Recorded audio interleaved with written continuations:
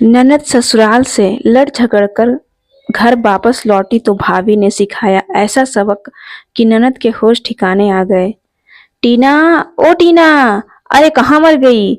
नेहा ने गुस्से में चिल्लाते हुए अपनी ननद टीना को आवाज दी तो टीना जल्दी से अपने कमरे से बाहर निकलकर घर के आंगन में आई और बोली, क्या हुआ भाभी? भाभी की बच्ची एक भी काम ढंग से नहीं कर सकती क्या? चिल्लाते हुए नेहा बोली। लेकिन भाभी मैंने क्या कर दिया? आपने तो मुझे कपड़े धोने को कहा था और मैंने कपड़े मशीन में धुलने डाल दिए। नेहा आग बबूला होते हुए बोली, मेरी इतनी महंगी महंगी साड़ियां तूने मशीन में धुलने डाल दी? हाथ से अगर धो देती तो क्या हाथ घिस जाते क्या? लेकिन भाभी, मुझे क्या पता था कि आपकी साड़ियां मशीन से नहीं हाथ से धोनी है। अगर ऐसा था तो आप मुझे पहले बता देती, टीना ने कहा। नेहा ने एक जोरदार तमाचा नेहा के गाल पर जड़ दिया। बदतमीज, एक तो मेरी साड़ियां खराब कर दी और ऊपर से मुझसे जवान लड़ाती है। लेकिन भाभी, इसमें मेरी क्या गलती है? आगे से आप अपने कपड़े खुद ही धो लेना, मुझसे मत कहना, टीना ने कहा। अच्छा, बहुत जवान चलने लगी है तेरी, टीना का हाथ पकड़कर मरोड़ते हुए उसकी भाभी नेहा बोली। आह भाभी, छोड़ो, मुझे दर्द हो रहा है, टीना दर्द से कराहते हुए बोली। उसी समय आलोक जी वहां आए और अपनी बेटी का हाथ छुड़वाते हुए बोले, अरे ये क्या हो रहा है बहू? तभी नेहा बोली, अरे एक काम ढंग से नहीं किया जाता आपकी बेटी से तो क्या हुआ बहू? बिन माँ की बच्ची है, वो नादान है, तुम तो समझदार हो ना। नादान नहीं, कुछ ज्यादा ही होशियार है, जानबूझकर ऐसे काम करती है कि दोबारा उसे कोई काम करने को ही ना कहे। समझा दीजिए इसे, अगली बार अगर मेरे साथ ज्यादा होशियारी करने की कोशिश की तो अच्छा नहीं होगा। इतना बोलकर जैसे ही नेहा अपने कमरे में जाने लगी तभी उसका पति राहुल कमरे से बाहर आया और बोला, क्या हुआ नेहा? पूरा घर सर पर क्यों उठा रखा है? आखिर बात क्या है? अरे एक तो तुम्हारी बहन ने मेरी इतनी महंगी महंगी साड़ियां वॉशिंग मशीन में धोकर खराब कर दी, ऊपर से आप मुझसे ही पूछ रहे हो कि मैंने पूरा घर सर पर क्यों उठा रखा है। क्यों तुम अपने कपड़े खुद नहीं धो सकती क्या? क्यों उस बेचारी को परेशान करती हो? उसकी परीक्षा नजदीक है, अगर थोड़ा काम तुम कर लोगी तो घिस नहीं जाओगी, राहुल ने कहा। अच्छा, अब मैं काम करूंगी तो इन लोगों का क्या अचार डालूंगी? नेहा के इतना बोलते ही राहुल अपना आपा खो बैठा और एक के बाद एक झन्नाटेदार थप्पड़ अपनी पत्नी के मुंह पर जड़ दिए। तो नेहा गुस्से से दहाड़ते हुए बोली, तुम्हारी हिम्मत कैसी हुई मुझ पर हाथ उठाने की? तो क्या आरती उतारूं तुम्हारी, जो आए दिन घर में कोई ना कोई बखेड़ा खड़ा करके रखती हो? बेटा बहू को यूं लड़ते देख आलोक जी बोले, नहीं बेटा, यूं हाथ उठाना तुम्हें शोभा नहीं देता। घर में छोटी मोटी बातें तो चलती रहती है, लेकिन तुम लड़ाई मत करो, मैं हाथ जोड़ता हूँ। तभी गुस्से से भड़कते हुए नेहा बोली, बस रहने दीजिए, आप तो कुछ बोलिए ही मत। खबरदार नेहा, जो मेरे पिताजी से इस तरह से बदतमीजी से बात की तो क्या मैं डरती नहीं हूँ किसी से? मैं अपनी माँ पापा को फोन करके बुलाती हूँ। ऐसा कहते हुए नेहा पैर पटकते हुए अपने कमरे में चली गई। देख बेटा, बहू को रोक ले, यूं बात बढ़ाकर कोई फायदा नहीं। नहीं, आलोक जी बोले, पिताजी आप हर बार मुझे समझा बुझाकर मामला शांत करने को कहते हैं और यही कारण है कि उसकी हिम्मत आज इतनी बढ़ गई है। इधर नेहा ने गुस्से में आकर अपनी माँ को फोन लगाया और रोते हुए बोली, माँ, ससुराल में सब मुझसे लड़ते झगड़ते हैं, आज तो आपके दामाद ने मुझ पर हाथ भी उठाया। मुझे यहाँ नहीं रहना, जल्दी से आकर मुझे ले जाओ, कहते हुए खुद फूट फूट कर रोने लगी। इतना सुनते ही उसकी माँ कमला जी गुस्से में आ गई और बोली, अच्छा उसकी इतनी हिम्मत, तू चिंता मत कर बेटी, अब तू एक पल भी उस घर में नहीं रहेगी। तू अपना बैग तैयार रख, मैं अभी तुझे लेने के लिए तेरे पापा को भेजती हूँ। अरे क्या हुआ भाग्यवान, किससे बात कर रही है? नेहा के पिताजी मोहन जी ने पूछा तो कमला जी बोली, आपकी बेटी का फोन था, आज तो उसके ससुराल वालों ने सारी हदें पार कर दी। उसके घर इतनी लड़ाई झगड़ा हुआ कि उसके पति राहुल ने बिना मतलब मेरी बच्ची पर हाथ उठा दिया। क्या मेरी बेटी पर हाथ उठाया उसने? इतना कहते हुए मोहन जी गुस्से में उठ खड़े हुए और तुरंत गाड़ी लेकर अपनी बेटी को लेने निकल गए।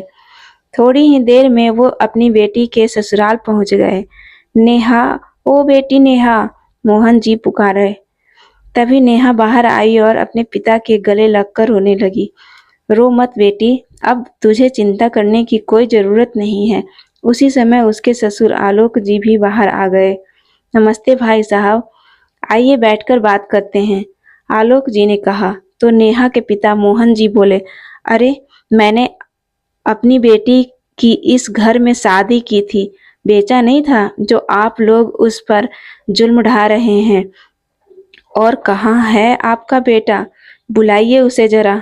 आवाज सुनकर राहुल बाहर आया तो मोहन जी बोले, बहुत हाथ पैर चलने लगे हैं तुम्हारे।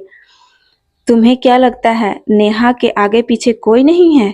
अभी इसके माँ बाप जिंदा हैं। नहीं पिताजी, आपने केवल एक तरफा बात सुनी है। पूरी बात सुनेंगे तो आपको भी लगेगा कि कसूर आपकी बेटी का है। मुझे तुम लोगों की कोई बात नहीं सुननी। चल बेटी, अपना सामान उठा और चल मेरे साथ। नहीं भाई साहब, ऐसा कदम मत उठाइए, हाथ जोड़ते हुए राहुल के पिता मोहन जी बोले। तो राहुल ने कहा, नहीं पिताजी, ले जाने दीजिए इन्हें, अपनी बेटी को। मुझे कोई जरूरत नहीं है इसकी। देख लिया भाई साहब, क्या कहा आपके बेटे ने? यही औकात है मेरी बेटी की इस घर में। लेकिन मैं भी इसे छोड़ूंगा नहीं। पुलिस में कंप्लेन कराऊंगा, महिला मंडल में शिकायत करूंगा और ऐसी जेल की हवा खिलाऊंगा कि तुम लोग बाहर निकलने को भी तरस जाओगे। इतना कहकर मोहन जी अपनी बेटी नेहा को लेकर निकल गए। उधर नेहा के मायके में जब ये बात उसके भाई भाभी को पता चली तो वो सुनकर हैरान रह गए। लेकिन माँ पिताजी को उसे लेने जाने से पहले हमसे बात तो करनी चाहिए थी ना। क्या आपको मालूम नहीं कि आपकी बेटी का स्वभाव कैसा है? नेहा के भाई मोहित ने कहा। तो कमला जी बोली, मुझे सब मालूम है, बहुत अच्छी है मेरी बेटी। कमी उन लोगों में है, मेरी बेटी में नहीं। अभी ये बातें चल ही रही थी कि मोहन जी नेहा को लेकर घर के अंदर आ गए और रोते हुए नेहा अपनी माँ के गले लग गई। तो मोहन जी बोले, नहीं बेटी, अब तू नहीं रोएगी। रोएंगे तो वो लोग जिन्होंने मेरी बेटी को खून के आंसू रुलाए हैं। फिर कमला जी बोली, हे भगवान, मार मार कर मेरी फूल सी बच्ची का क्या हाल कर दिया है उन लोगों ने। तभी उसकी भाभी मीरा बोली, लेकिन पिताजी, मुझे यह तो बताइए कि नेहा को यहाँ लेकर आने से क्या समस्या का हल निकल जाएगा? अपनी बहू की बात सुनते ही कमला जी गुस्से से भरी आवाज में बोली, समस्या का हल कैसे नहीं निकलना है, वो हम जानते हैं। तुम ज्यादा दिमाग मत चलाया करो। मेरी बेटी बेचारी भूखी प्यासी आई है, उसके लिए खाना का इंतजाम करो। उनकी बात सुनकर मीरा चुप करके वहां से चली गई। तभी नेहा बोली, माँ भाभी तो कुछ ज्यादा ही बोलती हैं। अरे तू चिंता मत कर बेटी, अभी तेरे माँ बाप जिंदा हैं। हम जानते हैं कि हमारी बेटी का कोई कसूर नहीं है, फिर किसी के बोलने से क्या फर्क पड़ता है। अपने बेटे मोहित को गहरी नजरों से देखते हुए वो बोले। तो मोहित बोला, लेकिन पिताजी, कोई भी कदम उठाने से पहले आपको दोनों तरफ की बात सुननी चाहिए थी। बेटा, मुझे मालूम है कि तुझे तेरी बहन बोझ लग रही है, इसलिए तू ऐसी बात कर रहा है। वो भले ही तुझे बोझ लगती है, हाँ, लेकिन मेरे लिए वो बोझ नहीं है। बड़े आराम से मैं अपनी बेटी को बैठाकर खिला सकता हूँ, मोहन जी ने कहा। तो उनका बेटा वहां से उठकर चला गया। देखा पिताजी, किस तरह से मुंह फुलाकर गया है मेरा भाई, नेहा ने कहा। फिर कमला जी बोली, तू वो सब छोड़ बेटी, मुझे तो बस इतना पता है कि तेरे बिना 4 दिनों में ही उन लोगों के होश ठिकाने आ जाएंगे। सास तो तेरी है नहीं, और ननद है जो किसी काम को हाथ भी नहीं लगाती। कौन काम करेगा उस घर का? अरे होश तो उनके मैं ठिकाने लगाऊंगा। सबसे पहले तो मैं बिचौलिए से बात करता हूँ और उसके साथ मिलकर पुलिस में ऐसी शिकायत लिखाऊंगा कि रोते गिड़गिड़ाते तेरे पैरों में आकर गिरेंगे वो सब। और बेटी, तुझे परेशान होने की ज़रूरत नहीं है। तू कमरे में जा और एसी चलाकर आराम कर। पिता के कहने पर नेहा कमरे में आराम करने चली गई। शाम के समय जब नेहा अकेली बैठी थी तो उसकी भाभी मीरा उसके पास आकर बैठ गई और समझाने लगी। नेहा, तुम्हें क्या लगता है इस तरह पापा के साथ यहाँ आकर क्या तुमने अच्छा किया? अच्छा, यहाँ न आती तो और क्या करती? वहाँ बैठी मार खाती रहती और नौकरानियों की तरह घर के काम करती रहती। अरे, इन छोटी छोटी बातों पर अपना घर छोड़कर मायके नहीं आना चाहिए। अरे भाभी, भैया तो आपके साथ बहुत अच्छा व्यवहार करते हैं, तभी आप यह सब बात कह रही हैं। जिस दिन उन्होंने आपको एक थप्पड़ भी लगा दिया ना, उस दिन आप भी यही कदम उठाने पर मजबूर हो जाएंगी। मैं तो अब तक बहुत कुछ सहन किया है और अब पानी सर से ऊपर चला गया तभी यह कदम उठाया है। लेकिन नेहा, यूं घर बैठकर कब तक काम चलेगा? अपने ससुराल तो वापस जाना ही पड़ेगा। मैं क्यों वापस जाने लगी? वहां जब वो लोग सुधारने को तैयार नहीं है तो मैं वहां क्यों जाऊं? अपनी जिंदगी खराब क्यों करूं? मैं उनसे तलाक लेकर अपनी जिंदगी की फिर से शुरुआत करूंगी। कोई अच्छा सा लड़का देखकर मेरे माँ पापा मेरी दूसरी शादी करवा देंगे। नेहा बोली। तो उसकी भाभी ने कहा, अच्छा, तुम उन्हें गलत बताती हो, और अगर कल को दूसरी शादी करके वो लोग भी ऐसे ही निकले तो क्या तीसरी जगह शादी करोगी? तो नेहा बोली, सब लोग एक जैसे नहीं होते भाभी, और वैसे भी कहीं और मेरी दोबारा शादी हो या ना हो, लेकिन मुझे उस घर में वापस जाना मंजूर नहीं, भले ही मैं सारी उम्र यहीं बैठी रहूं। फिर मीरा बोली, लेकिन नेहा, तलाकशुदा जिंदगी जीना आसान नहीं होता। तुम क्या जानो समाज के लोग कैसी कैसी बातें बनाते हैं, और बेटी को ऐसी हालत में देखकर तो माँ बाप को का भी चैन नहीं आता। अपनी भाभी की यह बात सुनकर नेहा गुस्से से बोली, तो तुम क्या चाहती हो? मैं इस घर से चली जाऊं?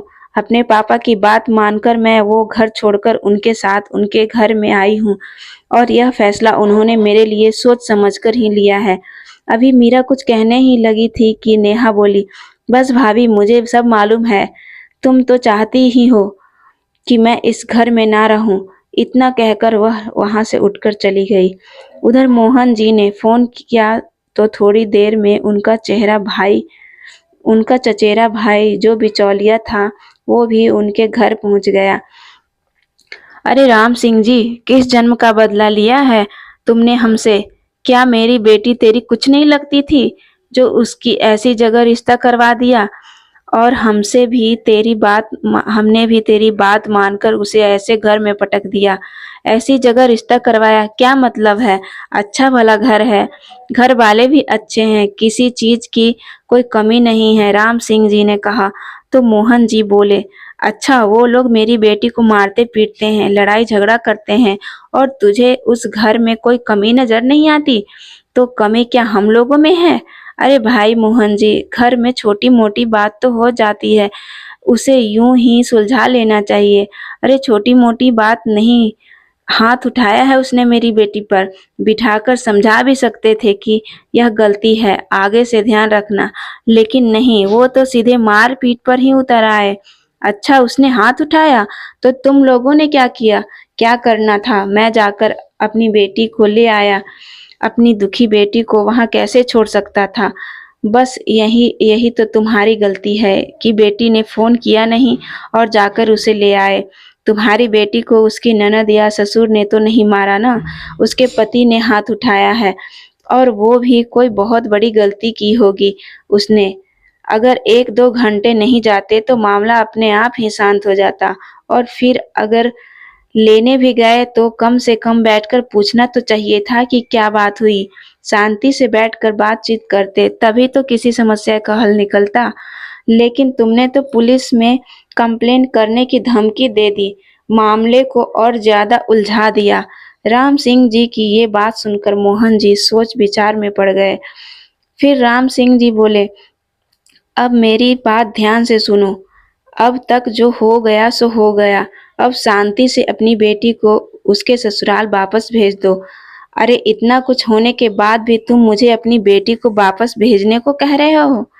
अगर उन्होंने वापस उसके साथ मारपीट की तो देखो भाई मोहन जी, ठंडे दिमाग से काम लो।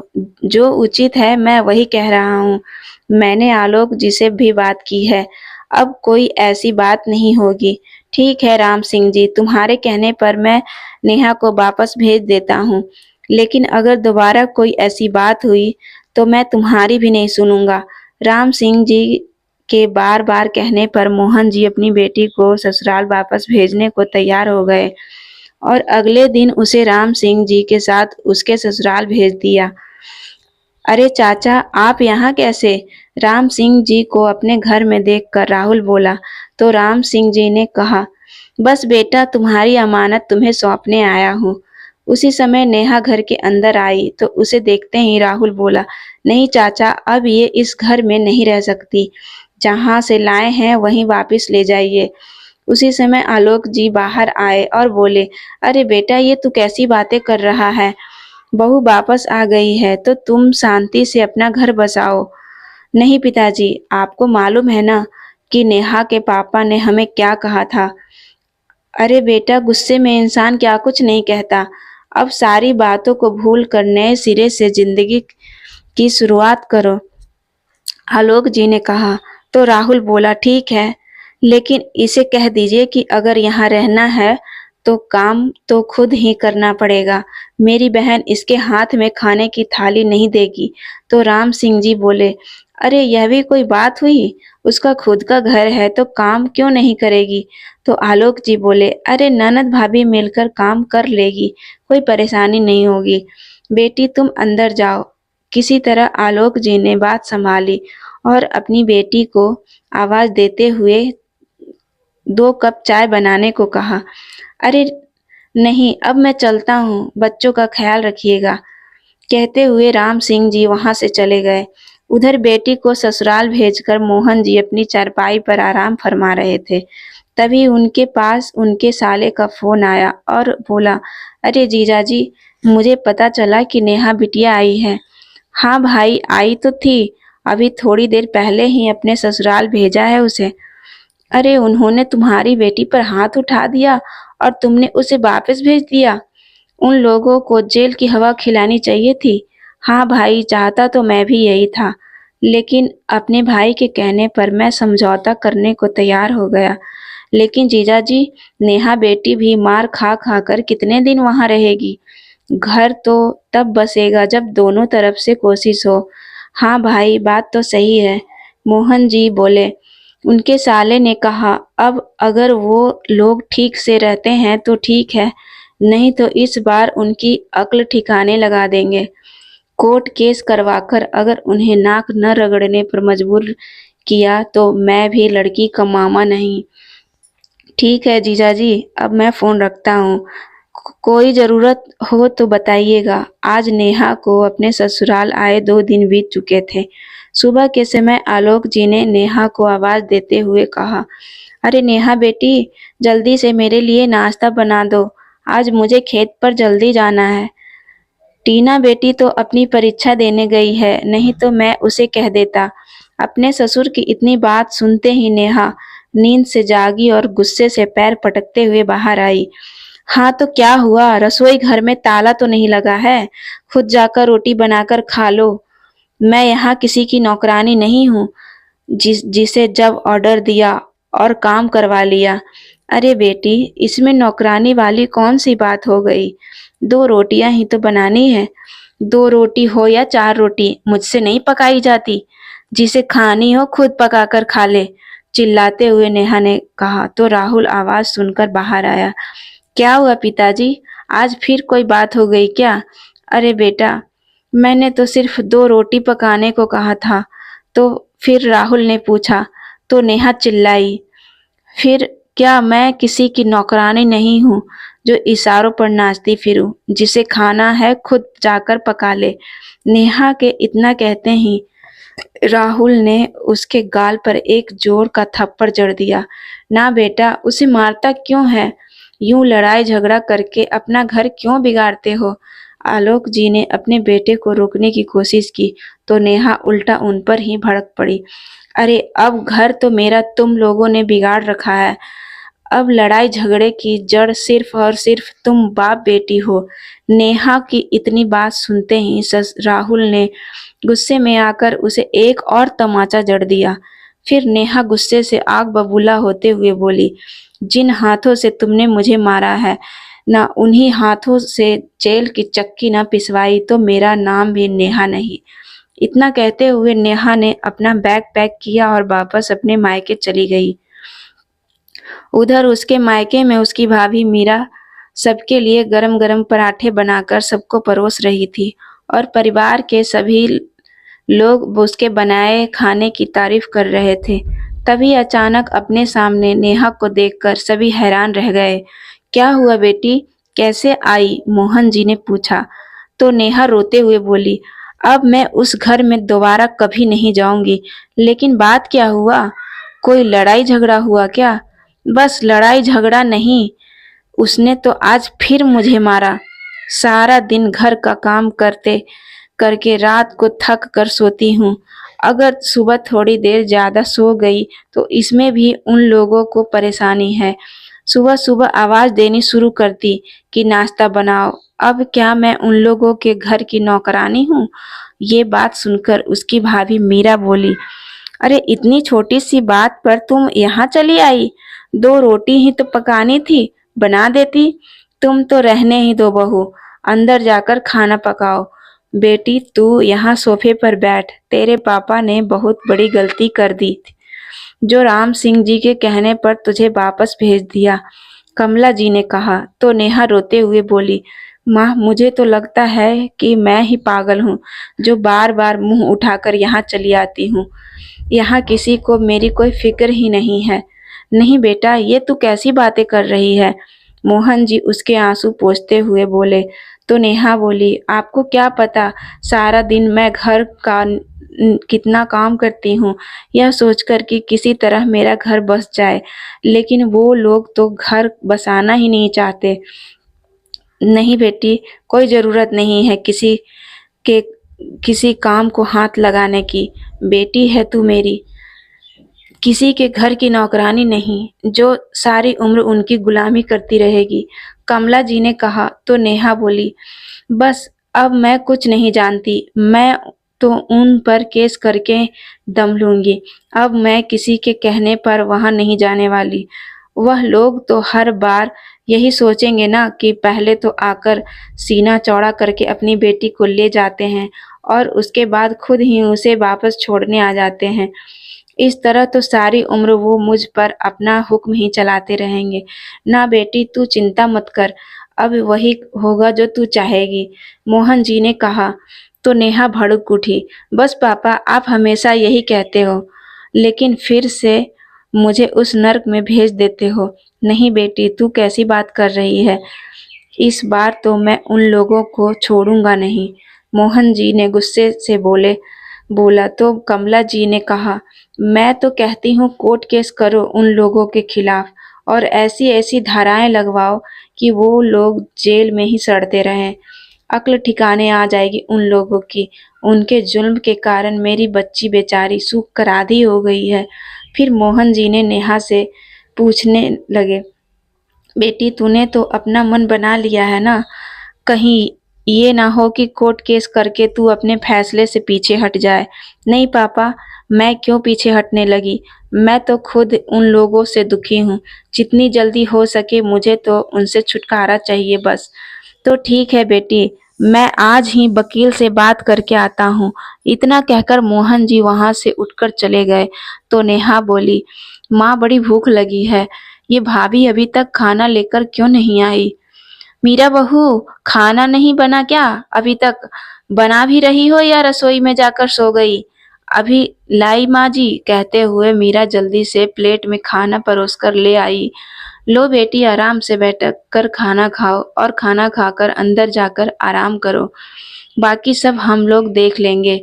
रात को सारा काम निपटाकर थकी हारी मीरा अपने कमरे में आकर बैठी तो देखा उसका पति मोहित अभी तक लैपटॉप पर अपने ऑफिस का कुछ काम कर रहा था।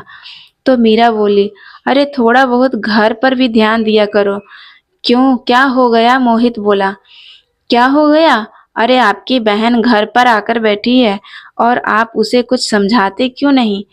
तो मोहित बोला, तुम कहना क्या चाहती हो? क्या मैं उसे घर से बाहर निकाल दूं? नहीं जी, मेरा मतलब वह नहीं है। मैं तो बस इतना कहना चाहती हूँ कि आप लोग सिर्फ एक तरफा बात सुन रहे हैं। कम से कम उन लोगों की बात भी तो सुनो। ताली कभी एक हाथ से नहीं बजती। देखो मीरा, पिछली बार नेहा घर आई थी तो हमने उसे समझा बुझाकर वापस भेजा था ना। अब वो लोग अगर बार बार उसे मारते ही रहेंगे तो हम कब तक बर्दाश्त करते रहेंगे? मोहित ने कहा। तो मीरा उसे समझाते हुए बोली, मैं तो केवल इतना ही कहना चाहती हूँ कि उसके पति राहुल को हम सभी जानते हैं। अगर दोबारा उसने नेहा पर हाथ उठाया है तो कोई बहुत बड़ा कारण होगा। अब मैं भी तो यहाँ अपने ससुराल में रह रही हूँ। आपने तो कभी मुझ पर हाथ नहीं उठाया। कोई ना कोई तो बात जरूर है जो यह लड़ाई हो रही है। अरे मीरा, लेकिन वो अपने घर आकर बैठी है। जब उसके आने से बाकी किसी को कोई परेशानी नहीं है तो तुम्हें क्यों तकलीफ हो रही है? मैं तो इसलिए परेशान हूँ क्योंकि मुझे मालूम है कि उसकी तरफदारी करके तुम उसे हमेशा के लिए यहाँ बिठा दोगे। अरे अगर अपने मायके में रहकर दो वक्त की रोटी खा भी लेगी तो तुम्हें इस बात से क्या दिक्कत है? दिक्कत दो रोटी की नहीं है। अब पिताजी कहते हैं कि मैं कोर्ट केस करूंगा। क्या कोर्ट केस में दुनिया हमारा तमाशा नहीं देखेगी? तो होने दो कोर्ट केस, एक बार पता लगने दो उन लोगों को भी कि कैसी किसी की बेटी पर हाथ उठाया जाता है। अरे पता उन्हें नहीं, पता तो आप लोगों को लगेगा। कोर्ट केस में परेशानी तो आप लोगों को भी होगी। ढेरों पैसे खर्च होंगे सो अलग।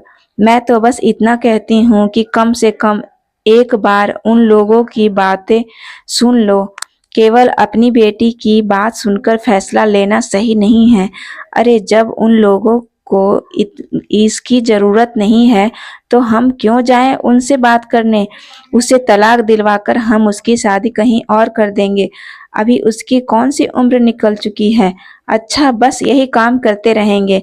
वहां से लाकर यहाँ बिठा दिया और यहाँ से ले जाकर दूसरे घर में भेज दिया। क्यों अपनी बेटी की जिंदगी बर्बाद कर रहे हैं? अभी कुछ नहीं बिगड़ा। सोच समझ कर फैसला लो। अरे मुझे सब पता है, उसके यहाँ रहने से तुम्हें तकलीफ हो रही है। तुम्हारा काम बढ़ गया है इसलिए तुम यह सब बोल रही हो। और वैसे भी सही गलत देखने के लिए हम लोग यहाँ बैठे हैं। तुम अपने काम से मतलब रखा करो ना। कहकर मोहित करवट बदलकर सो गया। अगले दिन सुबह सुबह मीरा ने कपड़े धोने की मशीन लगा दी और सबके लिए नाश्ता बनाने की तैयारी करने लगी। सब्जी बनाकर जैसे ही घर के पीछे के आंगन में कपड़े सुखाने के लिए गई तो नेहा अपनी किसी सहेली से फोन पर बात कर रही थी। उसे मालूम नहीं था कि उसकी भाभी उसके पीछे भी खड़ी है। बात करते हुए नेहा बोली, नहीं यार, अब तो मैं उस घर में बिल्कुल वापस नहीं जाऊंगी। सारी उम्र क्या घर के काम करती ही रहूं? यहाँ आराम से अपनी मर्जी से सुबह उठती हूँ, हाथ में खाना मिलता है, जिस चीज की फरमाइश की वह चीज हाजिर हो जाती है। फिर मैं उस घर में क्यों जाऊंगी? ऐसा कहते हुए नेहा हंसने लगी। उसकी कुटिल हंसी मीरा के कानों में तीर की तरह चुभ रही थी। फिर नेहा बोली, अरे भाभी का क्या है? उसे तो आदत है दिन भर घर का काम करने की। उसकी क्या मजाल है जो मेरे माँ पापा के आगे जबान भी खोल सके।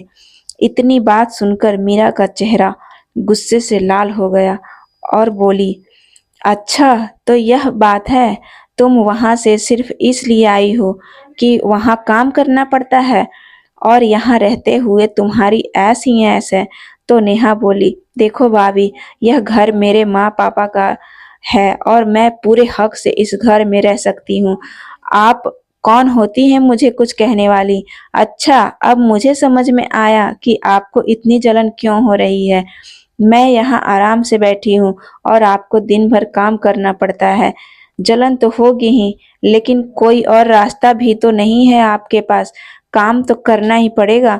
नेहा की इतनी बात सुनते ही मीरा बोली, अच्छा हुआ जो तुम्हारी असलियत मेरे सामने आ गई। बहुत सेवा कर ली तुम्हारी, बहुत खिला दिया तुम्हें बिठाकर। अब तुम्हें खुद ही अपनी रोटी पकानी पड़ेगी और फिर खानी पड़ेगी। मैं तुम्हारी नौकरानी नहीं हूँ जो दिन भर तुम्हारी सेवा में लगी रहूं। नेहा बेशर्मी से बोली, ठीक है भाभी, अगर आप नहीं बनाओगी तो माँ बना दे। तो मीरा बोली, कुछ तो शर्म करो, इस उम्र में माँ से काम करवाओगी? जानती भी हो तुम्हारे कारण माँ पापा कितने परेशान हैं और तुम अपना घर उजाड़ कर यहाँ बैठी हो। फिर नेहा ने कहा, अच्छा भाभी, मैं अपना घर उजाड़ कर बैठी हूँ तो कम से कम आप तो अपना घर संभालो। जाओ काम करो अपना। मैं तो अपना घर संभाल ही रही हूँ। तुम्हारी तरह हर 2-3 दिन बाद अपना बैग उठाकर अपने मायके नहीं चली जाती। अभी यह बात हो ही रही थी कि मोहित वहां आया और बोला, अरे क्या हुआ मीरा, क्यों इतने जोर जोर से चिल्ला रही हो? क्यों मेरी बहन की को दुखी कर रही हो? अच्छा, मैं आपकी बहन को दुखी कर रही हूँ या इसने हम सबको परेशान कर रखा है? मीरा चिल्लाई। नेहा बोली, इसे तो मेरे यहाँ रहने से परेशानी है। अच्छा तो क्या अच्छा तो क्यों ना हो परेशानी? क्या मैं नौकर हूँ जो सारा दिन इस घर का काम करती रहूं? अगर तुम्हारी बहन इस घर में रहेगी तो मेरे साथ घर का सारा काम करवाएगी। इतना सुनते ही मोहित ने अपनी पत्नी मीरा को एक तमाचा लगा दिया। ये देखकर नेहा बोली, अरे भाई, एक थप्पड़ से तुम्हारी पत्नी नहीं सुधरने वाली, कम से कम दो चार दो इसे लगने ही चाहिए। तो मोहित अपनी पत्नी मीरा से बोला, अगर इस घर में तुम्हें रहना है तो चुपचाप रहो, नहीं तो निकल जाओ मेरे घर से। अपने पति का व्यवहार देखकर मीरा हैरान खड़ी रही, लेकिन अब उसने भी तय कर लिया था कि वह इस घर में एक नौकरानी की हैसियत से अब नहीं रह सकती। तो वो अपने कमरे में आ गई और सामान पैक करने लगी। जैसे ही अपना बैग लेकर वो बाहर निकली तो उसे जाते देखकर मोहन जी और कमला जी हैरान रह गए और बोले, अरे बहू, यहाँ ये क्या, कहाँ जा रही हो? छोटी छोटी बातें पर यूं बैग उठाकर मायके नहीं चले जाया करते। कमला जी बोली तो मीरा ने कहा, अच्छा, आज आपको ये छोटी सी बात लग रही है और जब बात अपनी बेटी पर आती है तब आपके ये विचार कहाँ चले जाते हैं? तो मोहन जी बोले, लेकिन बेटी, बात क्या हुई ये तो बताओ। देखिए पापा जी, ज्यादा बात तो मैं नहीं करूंगी, लेकिन इतना जरूर कहूंगी कि अब इस घर में मैं नौकरानी बनकर नहीं रह सकती। अच्छा, तो तुम्हें हमारी बेटी से दिक्कत है? मोहन जी ने कहा। तो मीरा बोली, अरे मुझे आपकी बेटी से परेशानी नहीं है, बल्कि वो तो अपने आप में ही एक परेशानी है। अरे माँ पापा तो अपनी बेटी को समझाया करते हैं, उसका घर बसाने की सोचते हैं कि उसकी कोई बात, बेटी कोई बात नहीं, छोटी मोटी बातें तो हर घर में होती रहती है, लेकिन यहाँ तो आप ही उसका घर उजाड़ने में लगे हुए हैं और उसके घर के साथ साथ मेरा घर भी उजड़ रहा है। क्या आज तक मैंने आप लोगों के सामने कभी ऊंची आवाज में बात की? लेकिन आज बात हद से ज्यादा बढ़ चुकी है। बहू की बात सुनकर मोहन जी बोले, ठीक है, अगर तुम्हें हमारी बेटी से इतनी ही परेशानी है तो जाओ अपने घर, हम अपनी बेटी को बैठाकर खिला सकते हैं। इतनी बात सुनकर मीरा वहां से निकल गई। मीरा के जाने के बाद कमला जी बोली, अरे ये आपने क्या किया? बेटी का घर तो उजड़ ही चुका था, अब तो हमारे बेटे का घर भी खराब हो रहा है। मोहन जी ने कहा, होता है तो हो जाने दो, लेकिन मेरी बेटी को कोई परेशान करे ये मैं बिल्कुल सहन नहीं करूंगा। 1 सप्ताह बीत चुका था। कमला जी, जिन्हें पहले से अस्थमा की शिकायत थी, सारा दिन घर का काम करते करते उनकी तबीयत और भी बिगड़ने लगी, जिसके कारण उन्होंने अपनी बेटी नेहा को खाना बनाने और कपड़े धोने को कह दिया। अब तो घर का काम करते करते नेहा की आंखें बाहर आने लगी। बड़ी मुश्किल से सारा काम निपटाकर बैठी तो कमला जी बोली, बेटी नेहा, तेरे पापा को गैस की शिकायत हो रही है, उनके लिए थोड़ी खिचड़ी बना देना।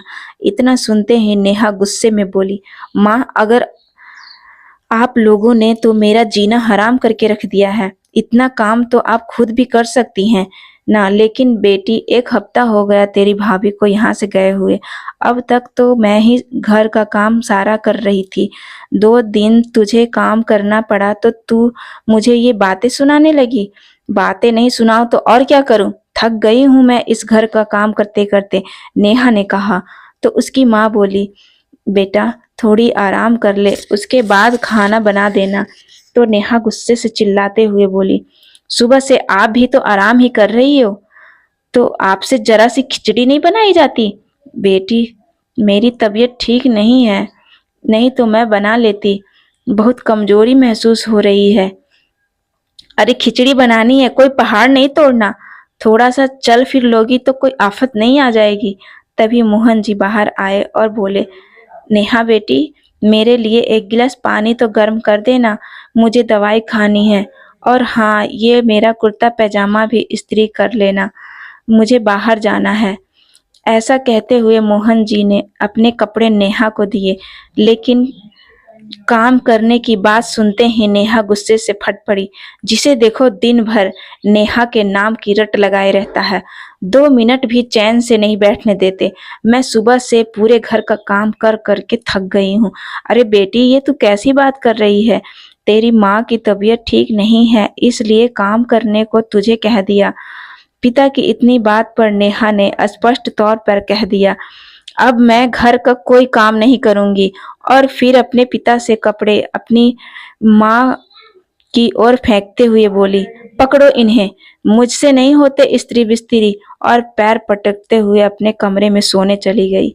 अपनी बेटी का यह व्यवहार देखकर मोहन जी और कमला जी हक्के बक्के रह गए। तुम्हारी बेटी का दिमाग खराब हो गया है क्या, जो इस तरह की बातें कर रही है? हमने तो आज तक कभी उससे उसी ऊंची आवाज में बात तक नहीं की थी।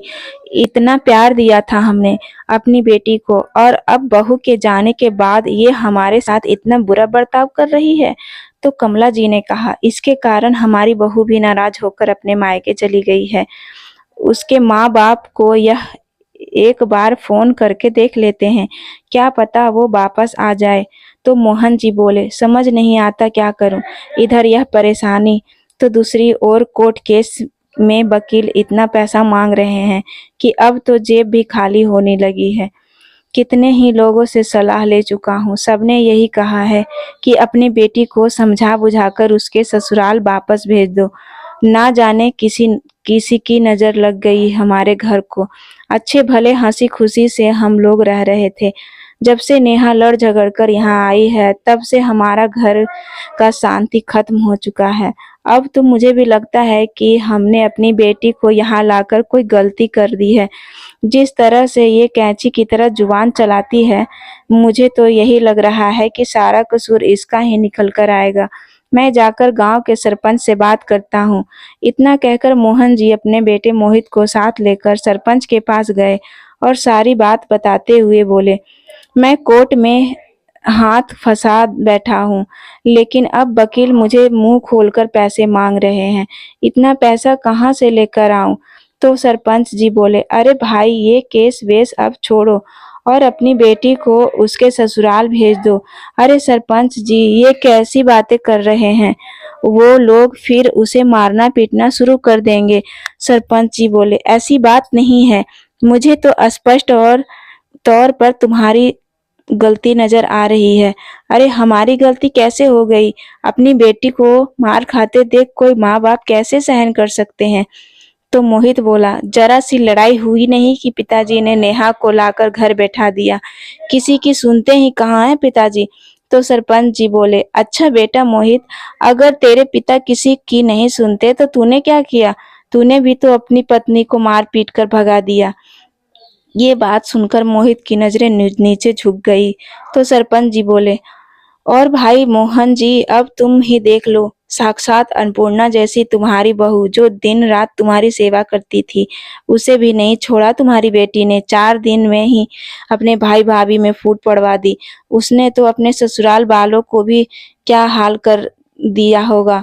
और वैसे भी मैं आलोक और उसके बेटे को अच्छी तरह जानता हूँ, बहुत अच्छे लोग हैं वो। लेकिन सरपंच जी, अब आप हमें सही सलाह दीजिए कि हमें आगे क्या करना चाहिए।